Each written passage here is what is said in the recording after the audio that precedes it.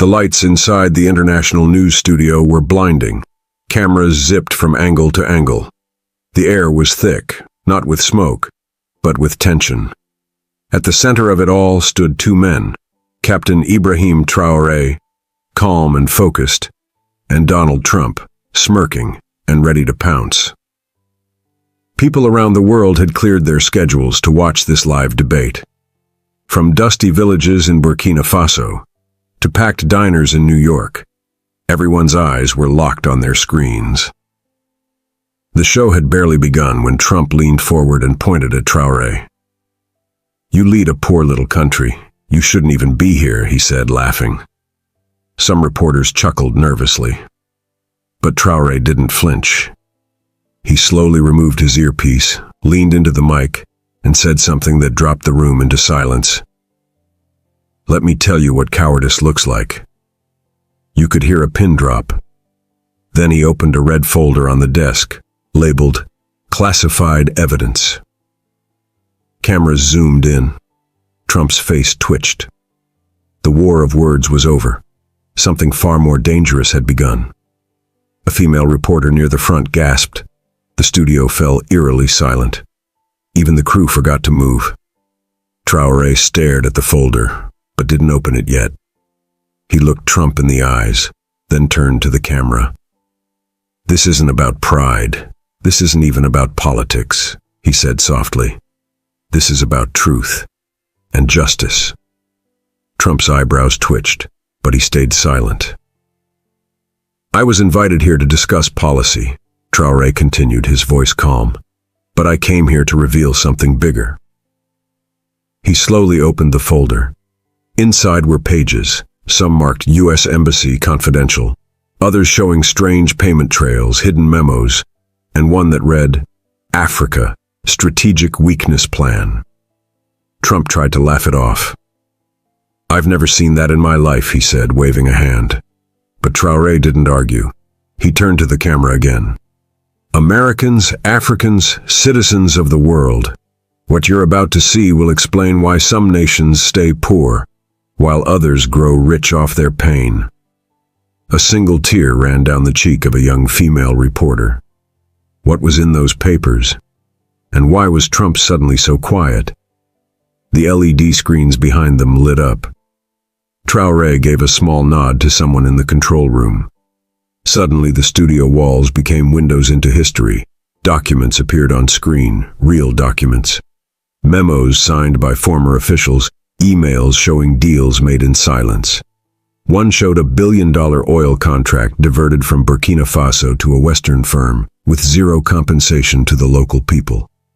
The audience watching from home began to tremble. Twitter exploded. Traoré vs. Trump was trending worldwide. But inside the studio, Trump wasn't smirking anymore. He was gripping the edge of the table. This is foreign propaganda," he shouted. But then, Traoré turned one page over in his folder. It was an email. From Trump's own son. The subject line, "Dad, Africa is gold if we keep them weak." Gasps. One reporter dropped her pen. Traoré looked into the camera again, this time with fire in his eyes.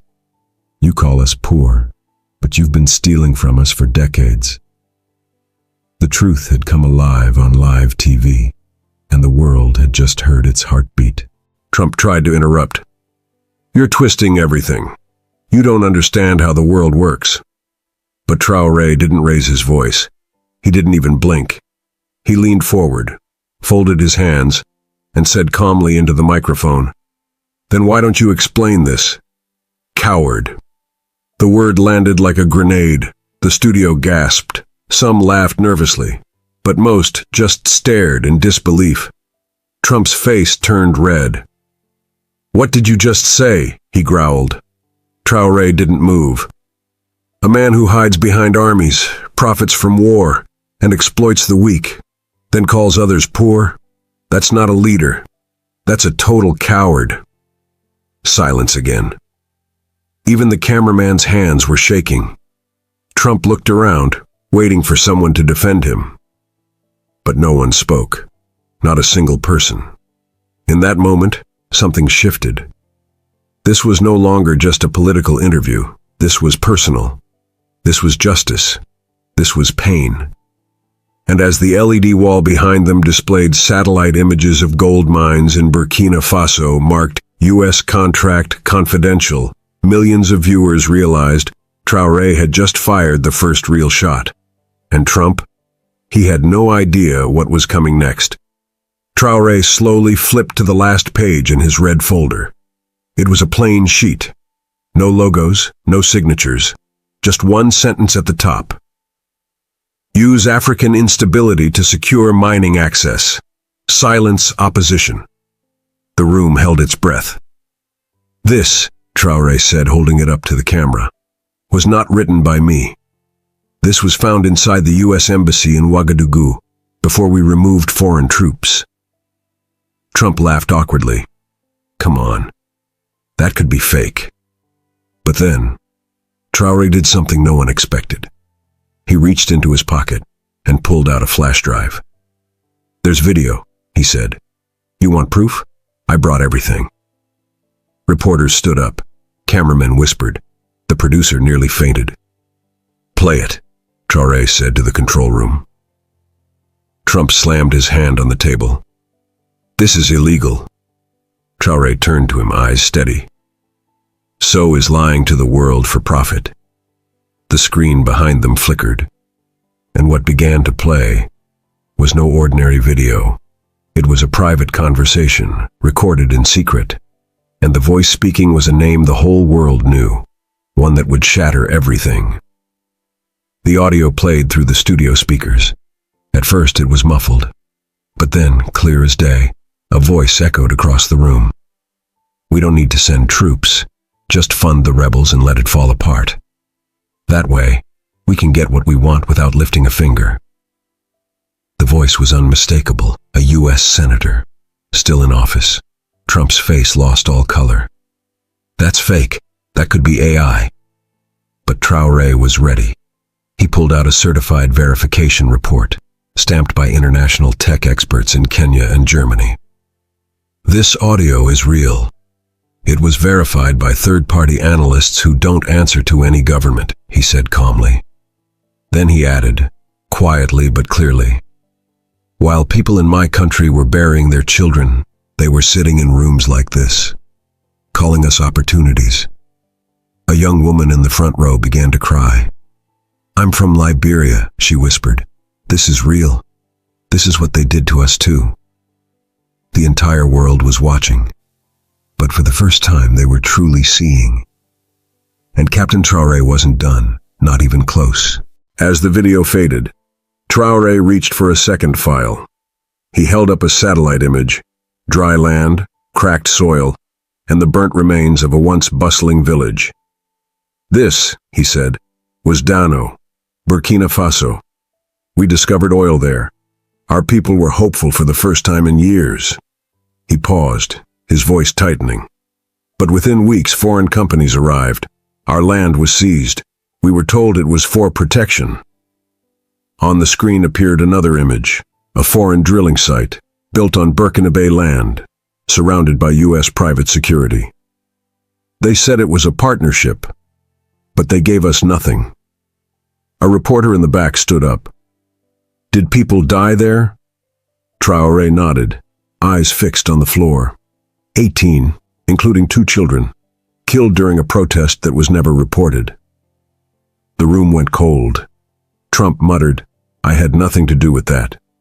But Traoré looked straight into the camera. This isn't just about Trump. This is about a system that keeps us poor so others can stay rich. All across the world, African viewers were crying, and for the first time, so were others. A new image filled the LED screen, a mother standing in front of rubble.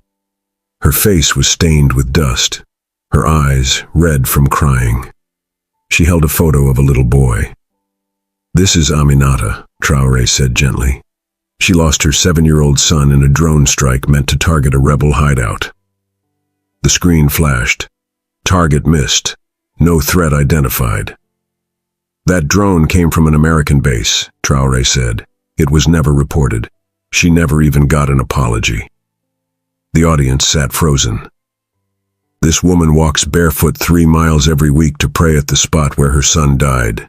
There is no grave, just ashes. Trump shifted uncomfortably in his seat. That's not proven. Mistakes happen.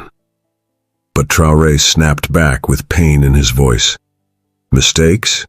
She buried her child with her own hands. He was 7. The camera cut to a reporter sobbing quietly. How many graves will it take before the world listens? Traoré asked. He paused. Or do you only cry when the pain is your own? He let the question hang. Millions of viewers, African, American, global, were no longer just watching a debate. They were witnessing a reckoning. Traoré closed the red folder. Then he reached under the table and pulled out a brown envelope sealed with wax. This, he said, was delivered to my office by a whistleblower in Washington. It was meant to be burned. He tore it open. Inside were contracts. One showed an agreement to relocate 300 villagers from northern Burkina Faso to clear land for rare mineral extraction. They were promised housing, schools, compensation, Traoré said. They got none of it. On screen, a video played. Shaky cell phone footage. An old man shouting at bulldozers. Children screaming. Then, gunshots. 5 were killed trying to stop the machines, Traoré whispered. Trump's voice broke the silence. I've never heard of this. You can't blame me. But Traoré didn't respond to him. Instead, he turned to the camera again, speaking to the people. This is what happens when your pain becomes someone else's profit. This is what silence looks like. One elderly woman in the audience fainted. Paramedics rushed in, but the broadcast didn't stop. Because this wasn't just a takedown, it was a cry for justice, raw, real, and unstoppable. Traoré adjusted his mic. Then quietly he said, "There's something else." He unfolded a piece of paper and held it up to the camera. The letterhead was unmistakable. U.S. State Department. This was sent in 2019, he said. A private communication between American diplomats and an African president. Not me. One who is still in power today. The room tensed. He read it aloud. If you allow open mining permits in zones 3, 4, and 5, we can guarantee continued military aid and protection from internal unrest. Silence will be rewarded. The studio shuddered in disbelief. This is how some of our leaders are bought, Traoré continued. They trade our people's future for new cars, hotel rooms, and foreign praise. Trump looked away. Do you know what it feels like, Traoré whispered, to watch children starve while your leader builds a mansion funded by foreign deals? A reporter started crying. I was born in Ghana, she said, choking up. We saw this, and we were told to stay silent. And in that moment, silence was no longer an option. Traoré pressed a button. The giant LED screen behind them flickered, then filled with footage. It showed a wide field. A boy. Running. A white pickup truck speeding behind him. Then gunshots. The video stopped. That boy's name was Abdoulaye, Traoré said softly. He was 12. His crime? Carrying a cell phone near a foreign-owned gold site. They thought he was filming. Gasps. Reporters looked away. Others stared at the screen, frozen. No one was arrested. His family was offered $200 and told to disappear. Traoré held up a worn-out sandal. This is all they found when they returned to bury him. He placed it gently on the table. Our land is rich, but our people are treated like insects. Trump cleared his throat, trying to speak, but the pain in the room was too thick. Even those who had disagreed with Traoré earlier were now silent. Some were trembling, others quietly weeping. And in homes across the world, mothers who had lost children finally saw their story being told. Not by a journalist, not by a charity, but by a soldier who refused to forget. Traoré took a slow breath. Let me tell you what I promised my people before I came here. He pulled out a folded paper, handwritten. The ink slightly faded. This was my oath. Not in front of cameras, but at my mother's grave. His voice cracked, just for a second. I said, I will not let them shame us anymore. I will speak when others are too afraid. I will show the world who we really are. He looked up, eyes burning. I didn't come here to win a debate. I came here because I am tired of burying potential. He stood up. Africa is not weak. Africa has been weakened. The studio was silent. Even Trump wasn't speaking anymore. Traoré stepped from the table and walked toward the camera. And if it takes my life, I will keep speaking until someone listens. He stared into the lens. To the mother in Somalia, to the girl in Niger, to the boy in Mississippi who's never seen a father, I see you. I fight for you. The broadcast was live, but no one dared cut to commercial. The camera cut to a new angle. Someone was walking toward the front of the studio. She wasn't on the guest list. She wasn't a politician.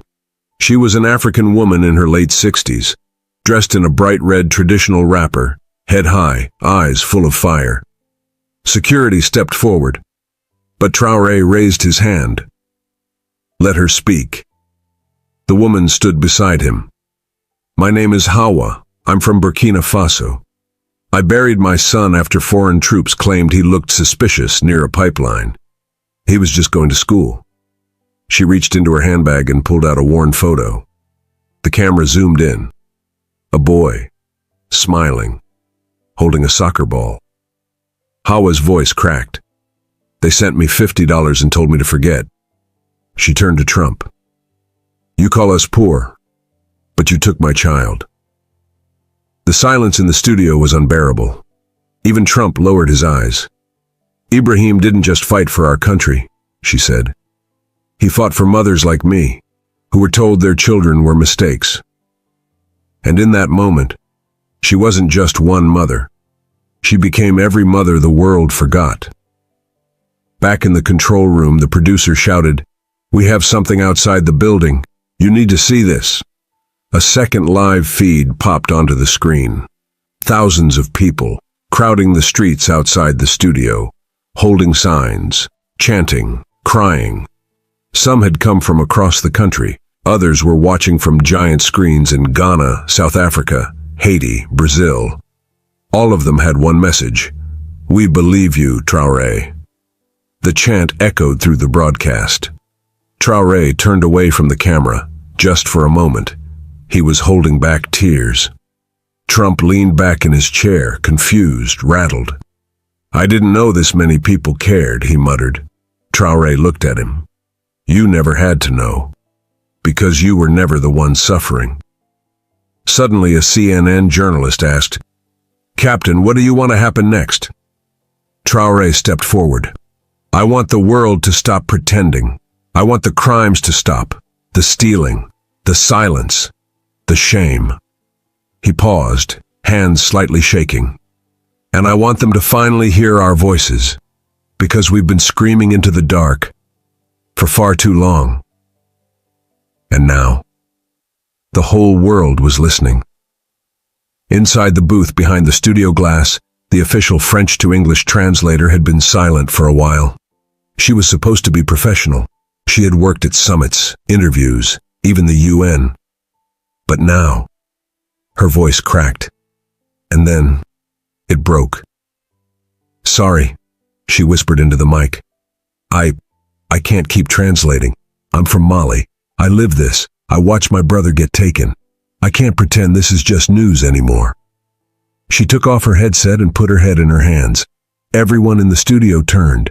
Even Trump seemed frozen. Her mic is still hot, someone whispered. The audience back home heard everything. Lev. Traoré stepped toward the booth. He placed his hand on the glass. He didn't say anything. He didn't have to. The translator raised her head slowly, tears streaming, and the camera captured it. A soldier, a survivor, a silent moment between two people broken by the same system. It was no longer politics. It was no longer debate. It was human, raw, real, unforgivable, and yet somehow beautiful. The studio lights flickered slightly. It was quiet, not because of silence, but because something sacred was happening. Traoré slowly pulled a folded cloth from his coat pocket. He unwrapped it gently. It was the Burkina Faso flag, dirty, torn, and burnt at the edge. This flag was found wrapped around the body of a 16-year-old boy, Traoré said. His name was Malik. He was killed during a protest, but before he died, he said something. Traoré held up a phone. The final audio recording of Malik played across the studio. "If I don't live to see justice, maybe someone will fight for me. Don't forget me, please." The words didn't echo. They stabbed. Even people watching from home said later that they cried before they realized it. The screen split, one side showing the boy's face, the other Traoré holding the flag. Then a single tear slipped down Traoré's cheek and landed on the flag. He didn't wipe it away. He let it stay there, like a promise. Because this wasn't about winning. It was about remembering those who never had a microphone. And now, they finally had a voice. Trump, now visibly shaken, leaned back in his chair. His hands weren't clenched anymore. They trembled slightly. He looked at the audience, then at the floor. "I didn't know it was this bad," he said quietly. Traoré didn't interrupt him. For the first time all night, Trump didn't argue. "All these years," he continued, "I thought Africa was just behind. I thought we were helping." He took a deep breath. Maybe I didn't want to see what was really happening. Gasps came not from his words, but from his tone. Not anger, not defense, regret. "I can't take back what's been done," he said, "but I'll speak differently from today. That I can promise." Traoré nodded slowly. Change doesn't start with a speech. It starts with honesty. He offered no handshake, no smile, just truth. And sometimes truth is enough. The camera zoomed out, capturing both men, one old, one young, one who once had power, one who now gave it to the people. And somewhere in the crowd, someone whispered, "The world is changing." Traoré turned to the camera one last time. The crowd outside had grown. Thousands were now chanting, waving flags, raising fists, not in anger but in hope. "Tonight wasn't about humiliating a man," Traoré said. "It was about ending a silence that has killed too many of our people." He raised the torn flag gently. "If you're watching this and your heart is shaking, good. That means you're alive. That means you still feel something." He looked directly into the lens.